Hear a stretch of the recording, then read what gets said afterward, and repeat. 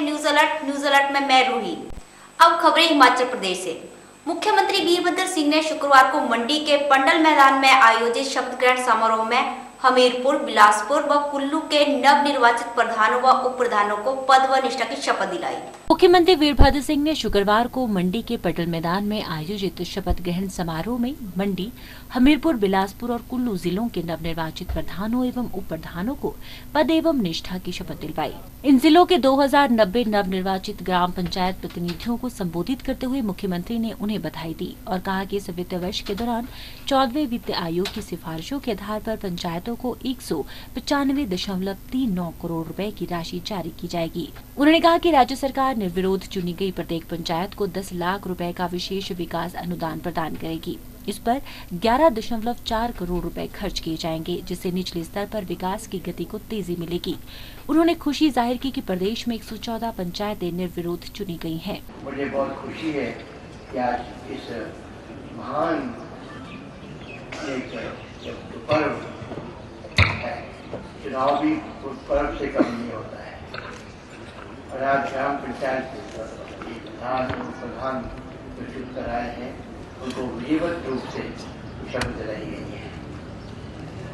जब आप आए थे तब आप चुने हुए थे, आज शपथ के बाद अब आप कोर्ट से जो है आपने अपना पद ग्रहण किया है।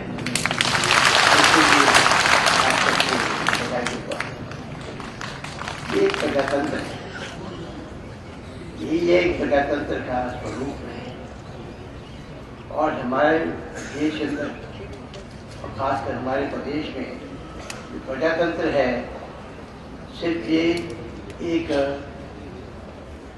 स्लोगन नहीं है, बल्कि ये यथार्थ में कार्यान्वित हुआ है।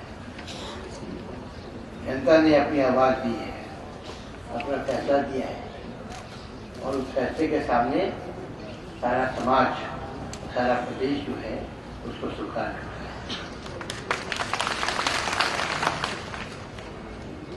मुझे खुशी है कि इन चुनाव के अंदर चाहे किसी जिले में भी हों, सारे चुनाव जो हैं बहुत प्रेमपूर्वक बिना किसी इस अवसर पर पंचायती राज एवं ग्रामीण विकास मंत्री अनिल शर्मा ने पंचायती राज संस्थानों के प्रतिनिधियों को शपथ दिलवाने के लिए मुख्यमंत्री का आभार जताया।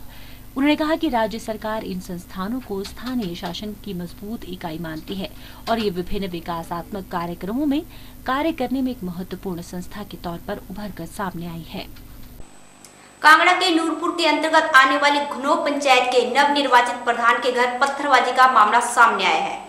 शिकायतकर्ता याकूब खान ने बताया कि इन पंचायत चुनावों में उनकी पत्नी प्रधान चुनी गई थी, लेकिन विरोधी इस हार को पचा नहीं पाए। कांगड़ा के नूरपुर के अंतर्गत आने वाली घनो पंचायत में नवनियुक्त प्रधान के घर पत्थरबाजी करने का मामला सामने आया है। शिकायतकर्ता याकूब खान ने बताया कि इन पंचायत चुनावों में उनकी पत्नी प्रधान पद के लिए चुनी गई है और इस हार को विरोधी पचा नहीं पा रहे हैं। उन्होंने कहा कि वो कल रात अपने किसी रिश्तेदार के घर गए थे और उनके घर में कुछ शरारती तत्वों ने पत्थर बरसाए। इसके साथ ही गंदी गालियां व धमकी भी दी। पुलिस की कार्यवाही पर प्रश्न चिन्ह लगाते हुए उन्होंने कहा कि जब उन्होंने इसे लेकर थाने में रात को फोन किया तो वहां से उन्हें लिखित में शिकायत दर्ज करने की बात कही गई। उन्होंने विपक्षियों द्वारा किए इस हंगामे को हिंदुओं और मुसलमानों में द्वेष पैदा करने की कार्यवाही बताया। 10 से 15 आदमी वहाँ पे आए और उनके पास हर हथियार वगैरह थे और उन्होंने हमारी शांति भंग कर रखी और हमें जान का भी खतरा हो गया। तुरंत मैंने थाना को फ़ोन किया। थाने वाले उन्होंने भी हमें ये बोला कि आप रिटर्न में एप्लीकेशन दे दो और ये एक माहौल ख़राब करने की कोशिश की जा रही है। हिंदू मुस्लिम भाईचारे को समाप्त करने की कोशिश की जा रही है और ये बहुत बड़ी रणनीति के तहत ये सब कुछ हो रहा है।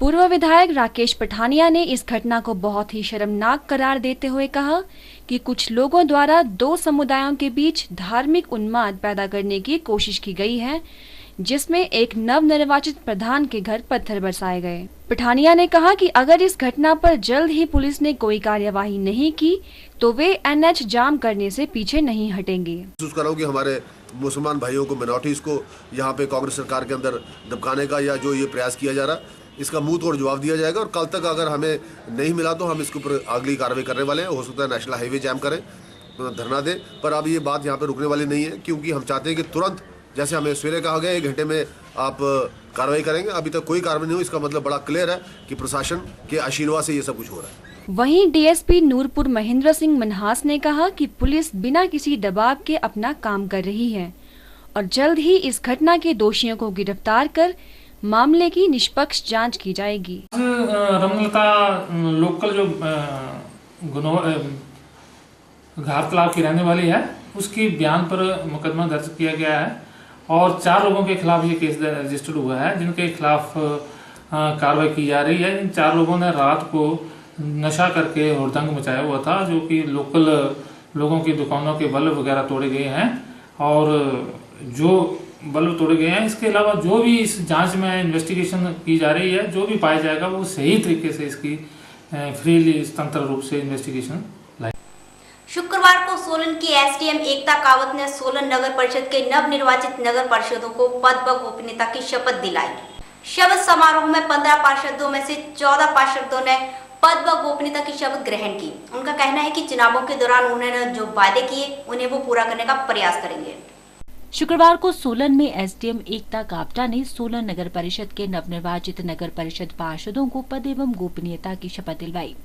शपथ ग्रहण समारोह में 15 पार्षदों में से 14 पार्षदों ने पद और गोपनीयता की शपथ ली।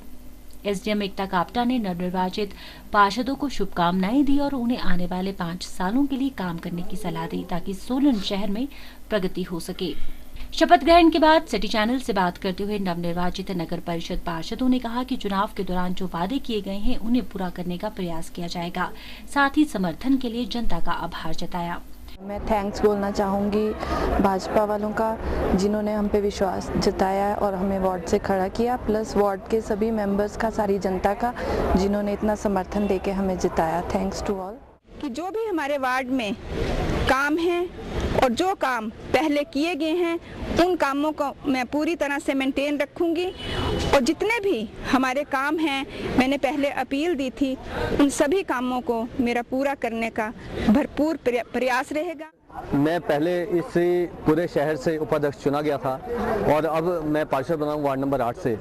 तो इस वार्ड में जो बहुत समस्याएं 15 साल से लगातार चल रही थी, उनको निदान करने के लिए जनता के सहयोग से सभी काम करवाए जाएंगे। विशेषकर शोलनी नगर का रास्ता, शक्ति नगर में नालियां और गलियां और जो रास्ते हैं उनकी बुरी हालत है, स्ट्रीट लाइटों का बहुत बुरा हाल है और शिल्ली रोड जो माता शोलनी मंदिर के रास्ता जाता है, वो सारे रास्ते में जगह जगह गड्ढे पड़े हुए हैं। वहीं एसडीएम सोलन एकता कापटा ने बताया कि जिला परिषद के 15 में से 14 पार्षदों को शपथ दिलवाई गई है। उन्होंने बताया कि 23 तारीख को सुबह 11 बजे चेयरमैन और वाइस चेयरमैन के जो चुनाव करवाए जाएंगे उसकी जानकारी भी पार्षदों को दी गई है।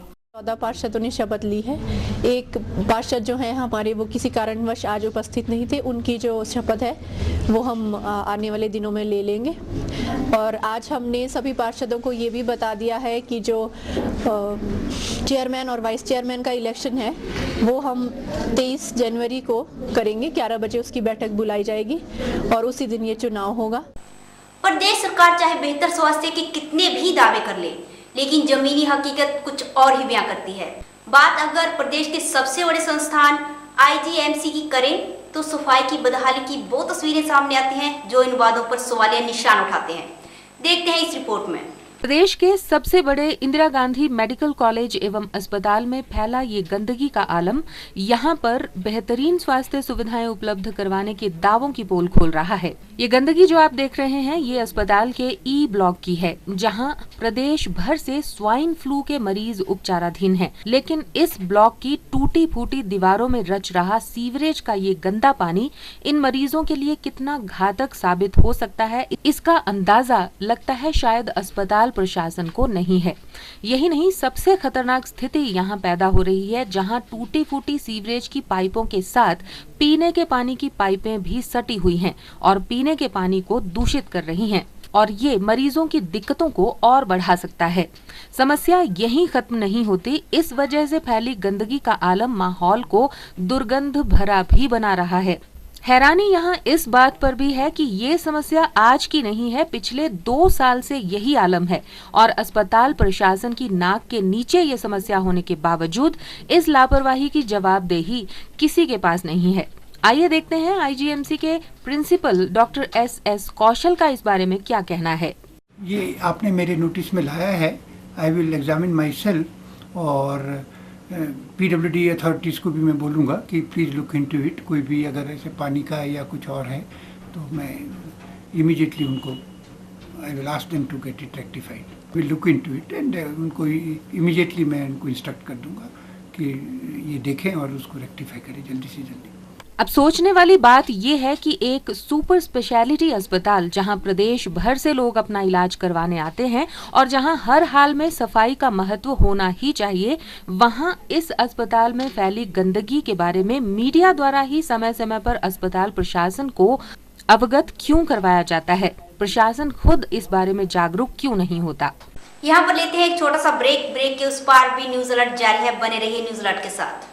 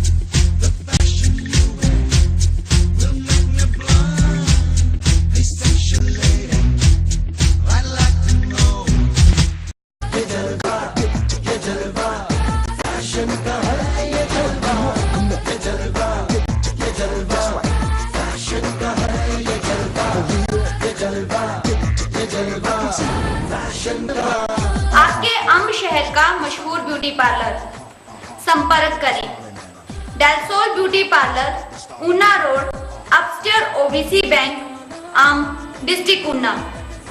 8894656340, 9816856340।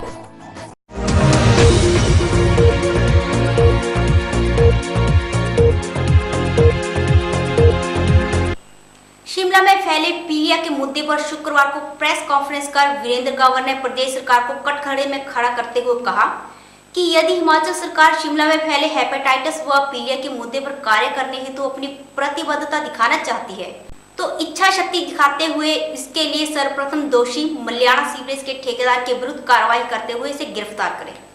शिमला में फैले पीलिया के मुद्दे पर शुक्रवार को प्रेस सम्मेलन का डिप्टी मेयर टिकेंद्र सिंह पंवर ने हिमाचल सरकार को कटघरे में खड़ा करते हुए कहा कि यदि हिमाचल सरकार शिमला में फैले पीलिया के मुद्दे पर कार्य करने हेतु अपनी प्रतिबद्धता दिखाना चाहती है तो इसके लिए सबसे पहले दोषी मल्याणा सीवरेज ट्रीटमेंट प्लांट के ठेकेदार के विरुद्ध कार्यवाही करते हुए उसे गिरफ्तार करे।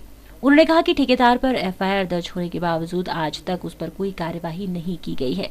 ये सरकार की मंशा और ठेकेदार को बचाने की उनकी मंशा को सीधे तौर पर दिखा रही है। उन्होंने कहा कि विभिन्न स्रोतों से खासकर मल्याणा प्लांट से छोड़े जा रहे पानी और अश्वनी खड्ड से लिए गए पानी के नमूनों की जांच के लिए पुणे स्थित लैब को भेजा जाना चाहिए और ये पानी के नमूने दोनों यानी नगर निगम और प्रदेश की आईपीएच विभाग को मिलकर उठाने चाहिए ताकि पारदर्शिता रह सके। अभी फिलहाल जब तक पानी के नमूनों की जांच की रिपोर्ट नहीं आती तब तक अश्वनी खड्ड से पानी की आपूर्ति को बंद किया गया है। टिकेंद्र पवार ने कहा कि नगर निगम का मुख्य कार्य लोगों के हित में कार्य करना है और लोगों को साफ पीने का पानी उपलब्ध करवाया जाए, ये निगम की मुख्य जिम्मेदारी है जो हर हाल में सुनिश्चित की जाएगी। हुआ है जॉन्डिस का, ये करीब 600 मामले सामने आए हैं, लेकिन हमारा ये मानना है कि इसको 7 गुना से मल्टीप्लाई करेंगे तो 3-4 हज़ार से ऊपर है और 45 लोगों को जो बताया जा रहा है कि उनको टेस्ट किया पॉजिटिव। लेकिन चिंता का विषय ये है कि ये बहुत ही शर्मनाक है क्योंकि ये बहुत ही बैकवर्डनेस की निशानी है और पूरे दुनिया में जब बरसात में फैलता है पीलिया, हमारे यहाँ पर बरसात खत्म होने के बाद पीलिया फैलता है। तो उसका कारण जो बार बार कहा जा रहा है कि जो एक सीवरेज ट्रीटमेंट प्लांट है, 2 सीवरेज ट्रीटमेंट प्लांट हैं क्योंकि उनकी कॉन्सेंट्रेशन ज़्यादा बढ़ जाती है जिस वजह से ये इफेक्ट करते हैं। 2011 में एग्जैक्टली इसी तरह से जब हुआ था तो पूरा आप ही के मतलब पत्र प्रेस के माध्यम से सामने आया था कि वहाँ ये बदलाव किए जाएंगे, लेकिन जिसमें सेंट्रीफ्यूज मशीन लगाना है, ऑक्सीडेशन ज़्यादा करना है, प्रॉपर मॉनिटरिंग करना है, लेकिन अभी तक कोई कुछ भी वहाँ पर 5 साल बीतने के बाद भी कुछ नहीं हुआ। सिर्फ आँख तब खुलती है जब लोग बीमार हो रहे हैं। तो इसलिए ये बहुत चिंता का विषय है और आप जानते हो हमने FIR की, उस FIR पर भी ज़्यादा कार्रवाई नहीं की गई है क्योंकि ये सीरियस मैटर है। ये उसी तरह का मैटर है जिस तरह सा एक नकली शराब पिलाकर लोगों को मारना है। राजधानी शिमला की सब्जी मंडी में पिछले दिनों लगी आग का मलबा अभी भी सड़कों पर देखा जा सकता है। इस घटना को 1 सप्ताह बीत चुका है लेकिन मलबे के ढेर जूं के त्यों बने हुए हैं और लोगों को आवाजाही की भी मुश्किल हो रही है। वहीं बाजार में भी गंदगी का आलम देखा जा सकता है। शिमला के लोअर बाजार में हाल में ही हुए भीषण अग्निकांड के बाद प्रभावित अभी तक सामान्य अवस्था में नहीं लौट पाए हैं। अग्निकांड से जली दुकानों व मकानों से इकट्ठा हुआ मलबा अभी भी सड़क के किनारे बिखरा देखा जा सकता है, जिससे स्थानीय लोगों को पैदल चलने में खासी परेशानी का सामना करना पड़ रहा है। यही नहीं, मलबे को ठिकाने न लगाने के कारण सब्जी मंडी के साथ लगती गलियों में अव्यवस्था का आलम है। बीते कई दिनों से पड़े इस मलबे से दुर्गंध आने की स्थिति में यहाँ स्थित दुकानों के कारोबार पर भी बुरा प्रभाव पड़ रहा है। सिटी चैनल से बात करते हुए यहाँ के दुकानदारों ने कहा कि मलबे के चलते ग्राहकों की आवाजाही पर असर पड़ रहा है। यही नहीं, मलबे से फैली गंदगी और दुर्गंध के कारण बीमारियों के होने का भी खतरा हो गया है। मेरा नाम विकी है। यहाँ सब्जी मंडी में आग लगे 7 दिन के बाद भी अभी जब कचरा मलबा यहीं पड़ा है, इससे बीमारी फैलने का बहुत खतरा है। हमारी प्रशासन से अनुरोध है कि इसको जल्द से जल्द साफ करवाएं। मेरा नाम मनोज शर्मा है। हमारी दुकान ही जो सबसे बिजली की दुकान है और ये पूरी मार्केट के लिए काफ़ी वो हो चुका है। आजकल जैसे पीलिया की वो फैली हुई है तो उसके लिए ये काफ़ी वो है, खतरनाक है हमारे लिए और लोगों के लिए। और आग का जितना भी मलबा है यहाँ हमारी दुकानों के आगे फेंक दिया गया है और हमें फिर भी डर है कि दोबारा आग ना लग जाएगा। आपने अभी देखा ही है पीछे कितनी लकड़ों को ढेर लगा है। बाई चांस कुछ ऐसी मिसहैपनिंग हो जाए तो कौन आएगा। गंदी स्मेल आ रही है और स्मेल इतनी हो गई है हफ्ते से यहाँ बैठे और आप देख रहे हैं यहाँ पे इतना कूड़ा इतना गंदा हो चुका है। यहाँ पे इससे स्मेल बहुत ज़्यादा हो चुकी है। थोड़ा हमारे को बीमारी का बहुत ज़्यादा खतरा भी हो रहा है और जिस वजह से ये रास्ता पूरा यहाँ पे बंद हो चुका है। लोगों के आने जाने का सारा रास्ता बंद हो चुका है। हमारी मार्केट में यहाँ से लोगों का निकलना बड़ा मुश्किल है क्योंकि यहाँ सारा जितना भी कूड़ा है इसको देख के ऐसा लग रहा है यहाँ से रास्ता ही बंद हो चुका है। हमारी दुकानों का भी काम नहीं चल रहा है क्योंकि यहाँ पे लोग आने जाने में देख रहे हैं कि यहाँ पे इतना कूड़ा इतना गंदा है तो सोच रहे हैं कि यहाँ रास्ता बंद ही है। जब इस विषय में यहाँ के पार्षद सुषमा कुठियाला से बात की गई तो उन्होंने कहा कि इस बाबत शीघ्र कार्यवाही की जाएगी। आप पास मेरी नॉलेज में लाए हैं कि जो मलबा लोगों ने बोला है ऐसा है, जब जिस दिन आग लगी थी मैं वहाँ खुद मौजूद रही और सारे रिस्पॉन्सिबिलिटी से कॉरपोरेशन ने पानी जो भी था सब अरेंज किया और 3 दिन लगातार मैं वहाँ गाड़ियाँ भेजती रही, टिप्पर और टाटा मोबाइल। 3 दिन लगातार वो गाड़ियाँ मलबा उठाती रही। अगर आज कुछ और मलबा है जो आप मेरी नॉलेज में ला रहे हैं तो मैं कॉरपोरेशन में फ़ोन करूंगी और उनको बोलूंगी कि वो मलबा भी उठाया जाए। किसी भी शहर की पहचान उसके बस अड्डे से होती है जो कि वहाँ की शान माना जाता है। ऐसा माना जाता है कि बस अड्डे पर गंदगी के अंबार व अव्यवस्थाओं के कारण बाहर से आने वाले लोगों पर खासा बुरा प्रभाव पड़ता है। खासकर बारिश के समय में परेशानी और भी बढ़ जाती है। आइए बात करते हैं सोलन बस अड्डे की। किसी भी शहर की पहचान उसके बस अड्डे से होती है जो वहां की शान मानी जाती है, लेकिन बस अड्डे पर गंदगी के अंबार और अव्यवस्थाओं के कारण बाहर से आने वाले लोगों पर खासा बुरा प्रभाव पड़ता है। सोलन शहर का एकमात्र बस अड्डा जहां बाहर से आने वाले लोगों की बात तो छोड़ो पर स्थानीय लोगों के लिए भी यहां कई सारी परेशानियां हैं। यहाँ पर यात्रियों के बैठने के स्थान पर ATM और क्लॉक रूम बनाए जाने से लोगों में खासी नाराजगी है।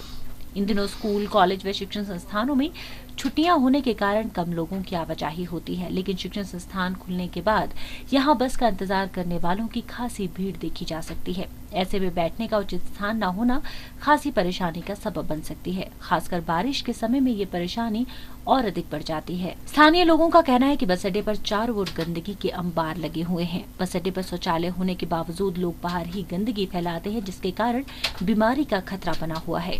सबका तो बैठने के लिए होना चाहिए, टॉयलेट भी ढंग का होना चाहिए। इतने सारे लोग रहते हैं ना टॉयलेट के बाहर खड़े हुए, तो प्रॉब्लम होती है लड़कियों को। कई बार ऐसा होता है भी अंदर भी आ जाते हैं सफाई करने के लिए, एकदम से आ जाते हैं तो प्रॉब्लम होती है। अब जो बेचारा जिसने बस की वेट करनी है उसको तो 1 घंटा भर बैठ के बस की वेट करनी पड़ेगी खड़े होकर। बैठने की कहीं जगह है नहीं सुचारू रूप से, इसलिए रेन शेल्टर तो बड़ा ही ज़रूरी है। एक तो सफाई होनी चाहिए, लेडीज़ टॉयलेट में वैसे तो लेडीज़ ही होनी चाहिए, फिर ऐसे तो प्रॉब्लम होती है लेडीज़ वगैरह को। वहीं मौजूदा सफाई कर्मचारी ने बताया कि यहां पिछले 1 साल से खराब बसें खड़ी होने के चलते लोगों ने यहां शौचालय बना लिया था। क्यों नहीं रहती है? महिलाओं तो नहीं है सर, महिलाओं नहीं लग सकती। क्यों? ये ठेकेदार बताएंगे ना इस बारे में, ठेकेदार बताएंगे इस बारे में। हम तो काम करने वाले वर्कर वो बिठा के गए हैं, अपने घर पे जा रखे हैं और जब आएंगे 1 महीने के बाद। शुरू से ही नहीं यहाँ पर शुरू से यहाँ पर पुरुष।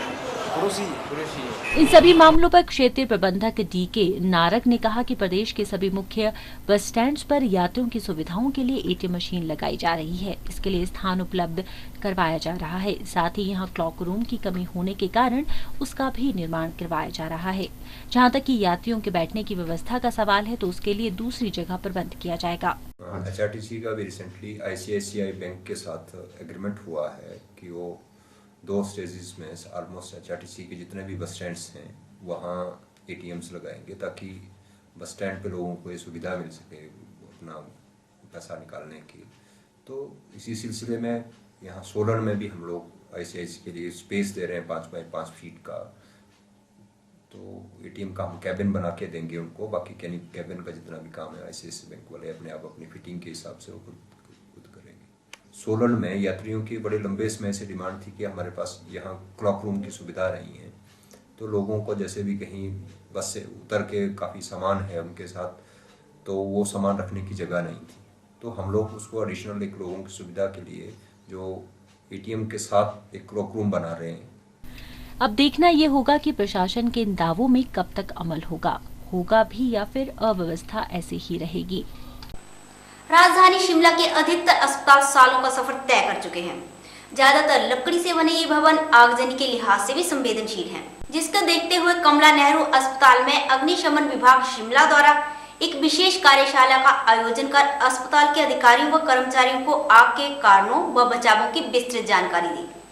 आगजनी की घटनाओं की संवेदनशीलता को देखते हुए हिमाचल अग्निशमन विभाग द्वारा समय समय पर विभिन्न विभागों व कार्यालयों में जागरूकता कार्यशालाएं आयोजित करवाई जाती हैं। इसी कड़ी में शुक्रवार को कमला नेहरू हॉस्पिटल में कार्यशाला का आयोजन किया गया।